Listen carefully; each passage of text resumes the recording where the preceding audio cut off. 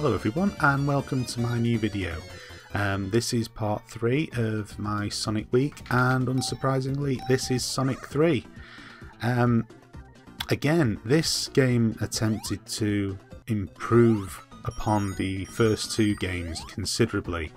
The first thing you notice with this game, the first thing you notice here is I've somehow managed to select playing as Tails, which was, I have no idea how I did that. It was obviously in the menu system that is selected, but yeah, kind of weird. Yeah, the first thing you notice, other than the fact that I'm playing as Tails here, is that the graphics are absolutely gorgeous. These are just stunning visuals on the Mega Drive, and just as they improved the visuals with the original Sonic when they went to Sonic 2, they've done it again with this one.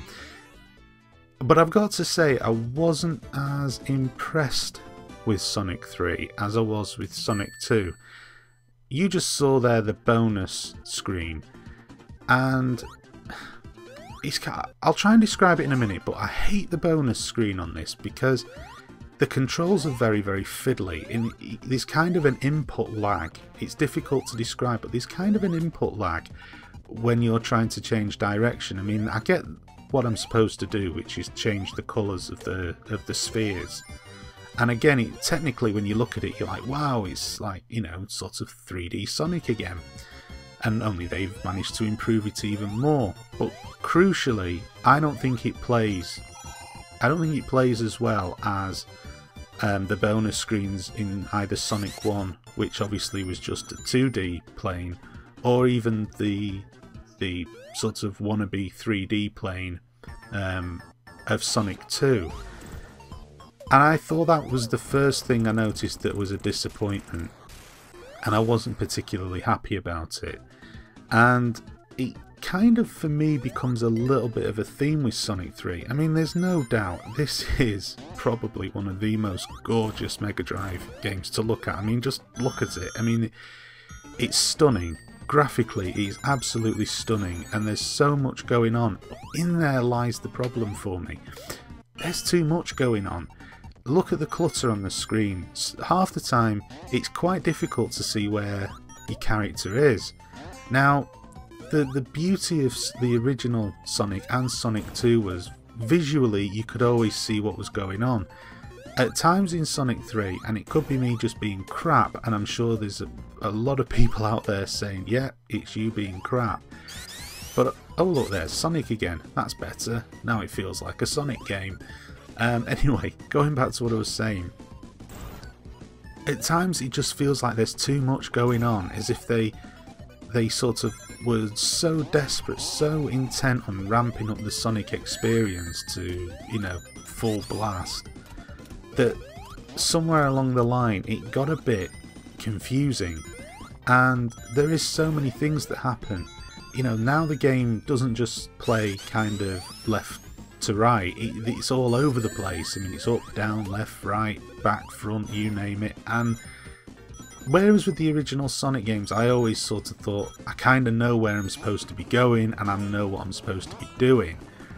With Sonic 3, and again, I'm pretty certain it's got to be me being crap, because I mean, this is, no doubt, it is a good game. There's no doubt about that at all, and there'd be probably many people who say it's the best Sonic game.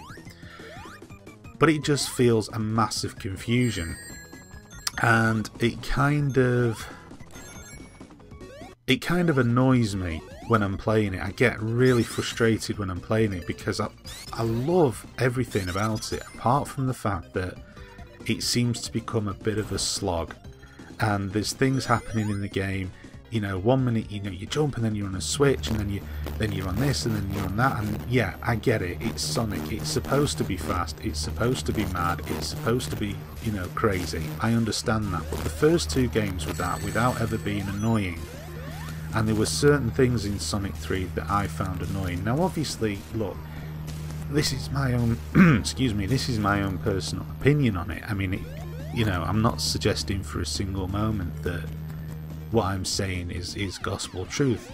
You know, the purpose of these videos is, at the end of the day, a personal experience whilst you're playing the games. And personally, when I played Sonic 3, I just found myself kept thinking, wish they just cleaned that bit up, or I wish they just made that bit a little bit better.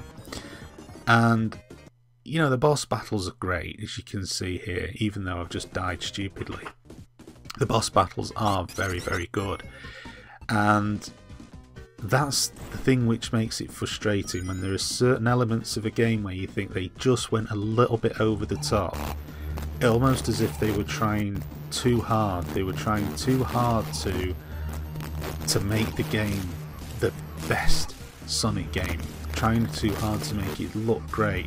You know, sticking loads of stuff on the screen, you know, in the foreground, which often made you lose sight of where your character was.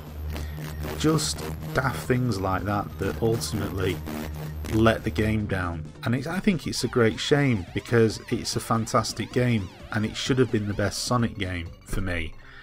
But that just let it down. Anyway, thank you for watching, and please stay tuned for more videos to come later on this week. Thank you.